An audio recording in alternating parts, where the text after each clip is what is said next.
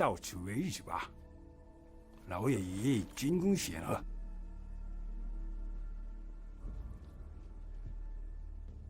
다시 말하리다. 대장이 되어 화친을 말할 수 없으며 절대 이대로 원수를 놓아보낼 생각도 없어. 진격하라!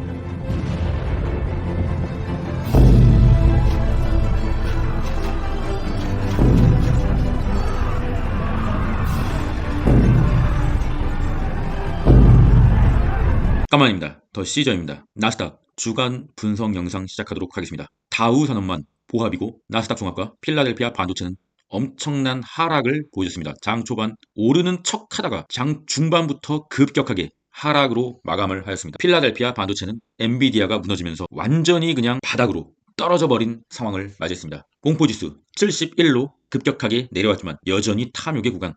CNN 타임라인으로 봤을 때 23년에 60일 동안 지속된 익스트림 그리드의 구간, 현재는 그냥 그리드이기 때문에 익스트림 그리드의 구간은 80일로 마감이 되는 듯한 형국이죠. 공포지수가 71, TQ와 쏙3 모두 큰 폭으로 내리면서 마감하였습니다. 물론 기분은 좋지 않지만 어느 정도 수익 실현을 하였고 그 수익 실현한 예수금은 코인 관련주와 코인으로 스위칭 해놓은 상태입니다.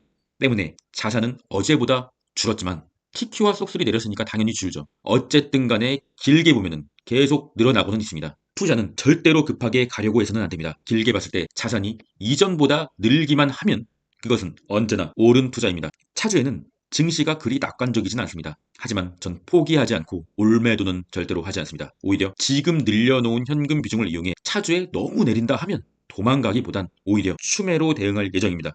더 시저는 주식이 오를 때보다 내릴 때를 오히려 더 좋아합니다. 주식의 매도 타이밍 참고하시고요.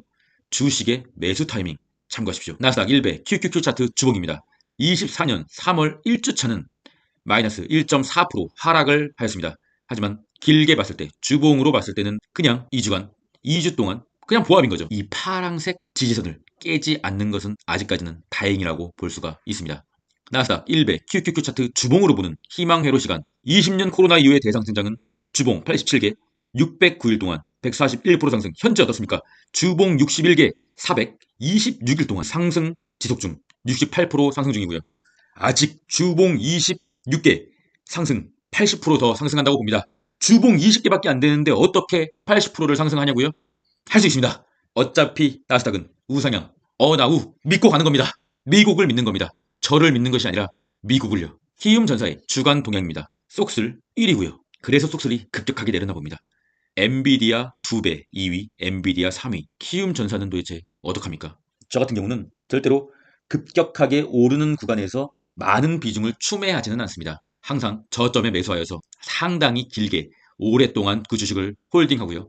너무 심하게 오른다 싶으면 약간 비중을 덜어내서 현금 비중을 만든 후에 다시 저점에서 반등하는 주식을 사고 오랫동안 기다립니다.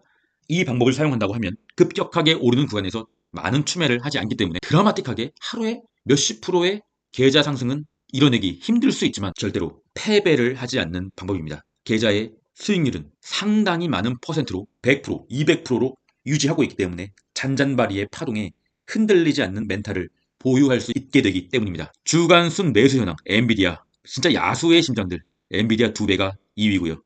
테슬라 절대로 죽지가 않네요. 테슬라가 언젠가는 개미들이 두 손 두 발을 다 들고 이 주간 순매수 현황에서 사라질 때 저는 테슬라를 빈집털이 하러 갈 생각인데 근데 이게 없어지지가 않네. 월간 순매수 원래는 주간 매도였는데 월간 순매수로 제가 카테고리를 바꿨습니다. 월간에도 엔비디아랑 엔VDL 엄청나게 매수하고 있네요. 우리가 여기서 한 가지 주의 깊게 봐야 되는 것은 BTX, 비트 선물 2배죠. 마이크로 스트레이지, 비트코인을 가장 많이 갖고 있는 회사. 드디어 우리 월간으로 비트코인 관련주가 나스닥에서 상당히 주목받으면서 급격하게 올라오고 있다는 거죠. 그렇다고 하면 비트X와 MSTR이 1, 2위가 올라오는 순간 어떤 일이 벌어질까요? 어떤 일이 벌어질까요? 바로 우리는 약간의 부분 매도를 하면서 익절을 한번 해줘야 된다는 거죠. 약간의 수익을 챙겨줘야 되는 거죠. 모든 개미가 다 탈 때는 일시적으로 상당히 조정을 받게 되는 게 이 주식의 섭리입니다. 그 이유는 누군가는 돈을 잃고 누군가는 돈을 따야 되는데 모두가 딸 수는 없다는 거죠. 주식이 누군가는 팔고 누군가는 사야 되니까 절반은 돈을 벌고 절반은 돈을 잃는 그런 단기적인 기간이 계속 반복된다는 거예요. 뭔 말인지 알겠죠? 그리고 다음 주 주요 일정. 다음 주부터 썸머 타임이 적용됩니다. 정규장은 22시 10시 30분에 시작을 하고요. 애프터마켓은 새벽 5시에 시작을 합니다. 프리마켓은 5시에 시작을 하고요. 1시간씩 땡겨지는 거죠. 그리고 또 중요한 것은 원래는 주요 지표 발표 일정이 10시 반이었는데 이제 9시 반으로 변경된다는 거죠.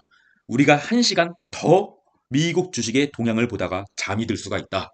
호재죠. 다음 주 주요 일정은 3월 12일에 드디어 CPI 지수가 또 발표가 됩니다. 이것 때문에 미리 겁먹고 금요일에 기관과 개미들이 던져버린 게 아닌가 하는 생각이 듭니다. 기관은 월별 실적을 내야 되기 때문에 원래 장기 투자자가 아닙니다. 그리고 개미는 장기 투자자일 수도 있고 단타족일 수도 있는데 단타족은 절대로 장기 투자자의 수익률을 이길 수는 없게 되는 거죠. 그리고 목요일에 미국 생산자 물가지수 PPI 지수가 발표됩니다. CPI 지수가 먼저 발표되기 때문에 결과를 보고 PPI 지수도 대응하시는 걸 추천드립니다. 공포지수 매매법 참고하시고요. 자, 시저 유튜브 구독자방에 항상 이 하트를 보내주시는 피톤치드님 상당히 감사드리고요. 258명이나 입장을 해주셨습니다. UDT 국장 공부단타 3월 수익률 결산 미장의 반도체와 비트코인의 모든 수급을 뺏기고 테마조차 돌지 않는 정치된 국장의 3월 국장의 단타를 잠시 쉬고 코인 관련주 및 코인 투자에 집중하기로 결정하였습니다. 어차피 단타인데 수급이 더 많이 돌고 있는 코인 쪽에서 하는 게 당연히 유리한 거죠. 물론 국장 단타를 완전히 접는 것은 아니고 수급이 돌아오는 즉시 바로 복귀 예정입니다.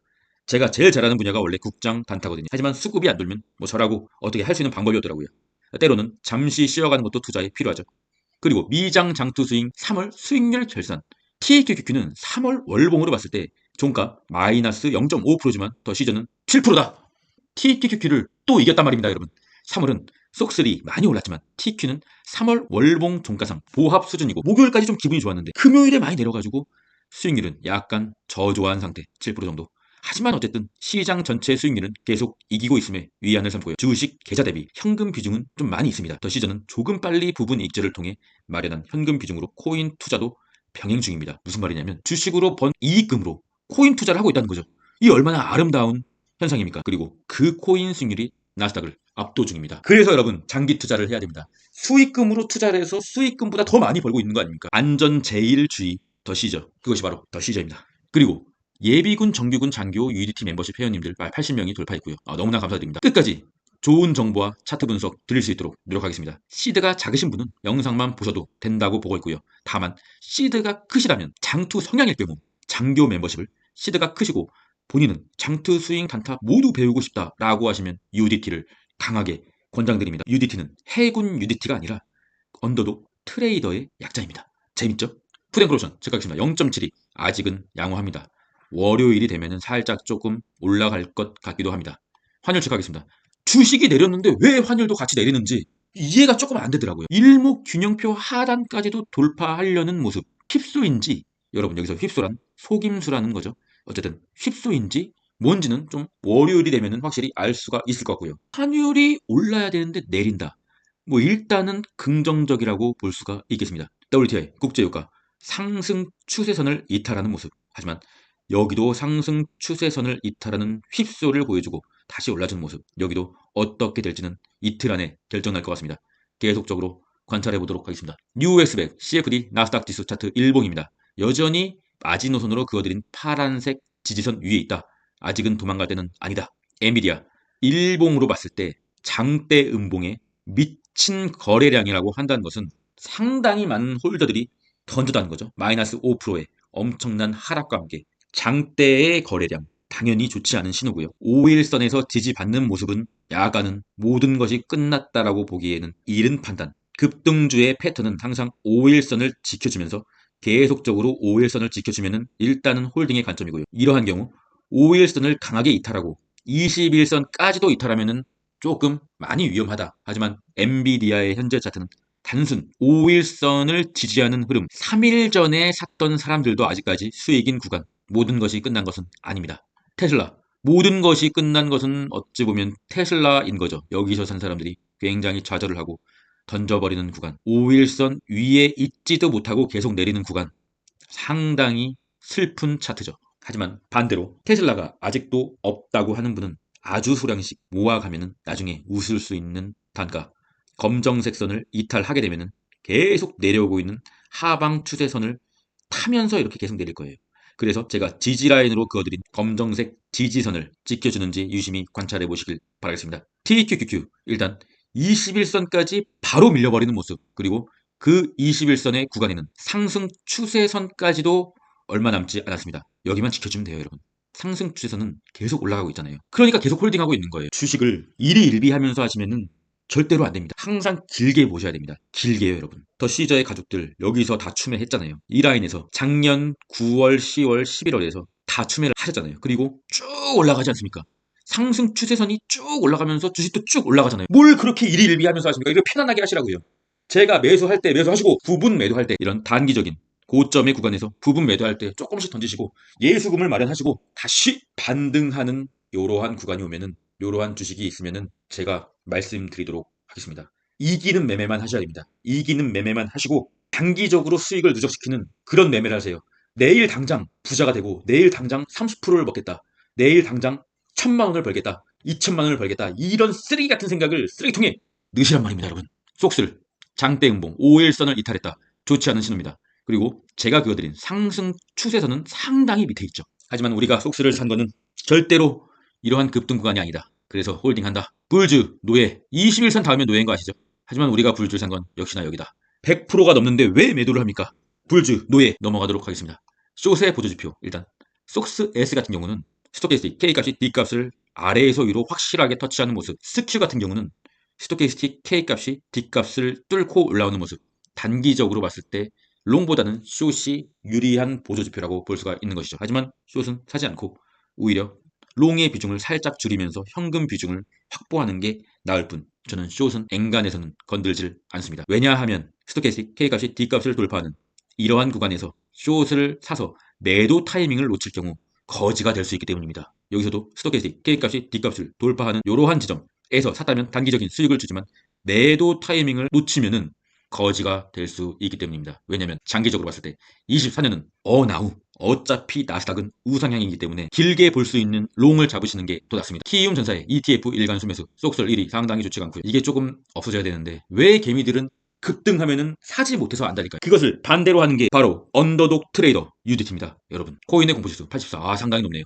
상당히 익스트림 그리드고요. 나스닥에 상장되어 있는 코인 관련주 참고하시고요. 코인베이스 200 코인일 차트 어제 또 미친 급등을 보여줬더라고요. 뭐 저는 그냥 바로 찼기 때문에 급등하는 것을 정확하게는 보지 못했지만 어쨌든 아침에 일어나니까 또 상당히 또 그래서 24년은 반드시 코인 관련주를 한두 개 정도는 가져가셔야 됩니다. 물론 비트코인 직투도 하셔야 되고요. 마라를 소개하는 마지막 영상, 마라도 떠밀려서 올라가긴 했지만 슬프게도 21선에서 강한 저항을 받는 모습. 물론 제가 마라를 샀던 것은 이 구간에서 샀기 때문에 얼마 전에 이 구간에서 상승 추세선을 깨는 것을 확인하고 바로 바보 같은 마라 하면서 던졌기 때문에 수익을 보기는 봤으나 상당히 좀 아쉬운 모습이네요. 다시 21선 위로 올라오는 게 확인이 되거나 일목균형표 20불대에서 약간의 지지를 받는 모습이 보여지면 다시 한번 공략해 보도록 하고요.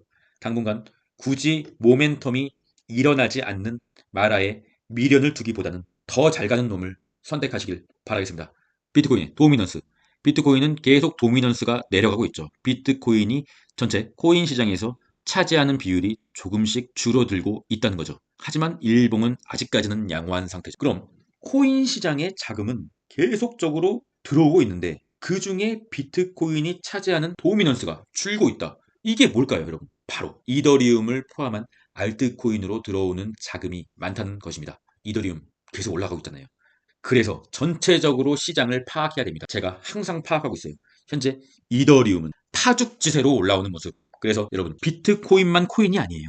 이더리움도 코인의 부대장, 동시에 투자하시는 게 좋고요. 알트코인도 어느 정도 단타 및 스윙으로는 경험해 보시는 것도 좋습니다. 알트코인을 뭐 초장투하는 것은 뭐 그렇게 추천드리진 않습니다. 종목을 굉장히 잘 골라야 되기 때문입니다. 아직도 코인에 대해서 부정적인 시각을 갖는 분이 있다면 좀 더 생각을 다양화시켜야 되는 시기입니다. 어쨌든 우리가 투자를 하는 것은 정의 실현이나 도덕 준수나 뭐 이런 걸 하려고 하는 게 아니잖아요. 우리는 그냥 돈만 벌면 됩니다. 우리의 목적지는 돈이잖아요. 그러려면 투자에 대해서 좀 더 유연한 시각과 다양화된 시각을 가져야 되고요. 그 다양화된 시각의 중심에는 현재는 코인이고요. 편견을 갖지 마십시오. 마지막은 105세 할아버지의 인생 조언으로 마무리하겠습니다. 7남매를 키우려고 온갖 고생을 다 했죠. 목수 일부터 시작해서 이 일 저 일 안 한 게 없어요. 그렇게 애들을 다 키우고 나니 아뿔싸 애엄마가 세상을 떠났습니다. 고생이라는 고생은 다 해놓고 갑자기 그렇게 먼저 가버리는 게 어디 있어요. 너무 속상해서 기운이 빠지니까 살맛이 안 나더라고요. 그러다가 어느 날 신문을 보는데 말년의 배우자가 없으면 자식들 눈치 보지 말고 여행을 많이 다녀라 라는 글이 제 눈에 띄었습니다. 이거다 싶었습니다. 환갑이 넘어 홀로 배낭을 메고서 세계 일주를 한 거죠. 그때는 인터넷이나 뭐 그런 게 없었으니까 손짓 발짓 다 해가며 현지인들에게 정보를 얻었어요. 그렇게 30개국을 다녔습니다. 94세에는 컴퓨터를 배워서 여행 기록을 책으로 냈어요.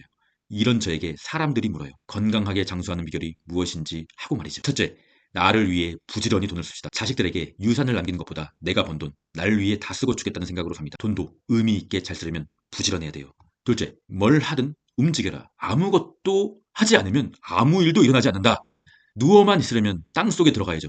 귀찮아서 가만히 있다 보면 몸이 졸아듭니다. 죽음만 빨리 찾아와요. 셋째, 배움에서 손을 놓지 마라. 매일 아침 7시면 스마트폰으로 뉴스를 봐요. 스마트폰 사용법 모르면 배우면 돼요. 배움에서 가장 큰 장애는 나이가 아니라 체면이에요. 더 시저가 확실하게 주식이 무엇인가 여러분에게 끝까지 제 체면을 생각하지 않고 알려드리도록 하겠습니다. 그럼 주말 잘 보내시고 그럼 전 끝까지 하겠습니다. 이상입니다.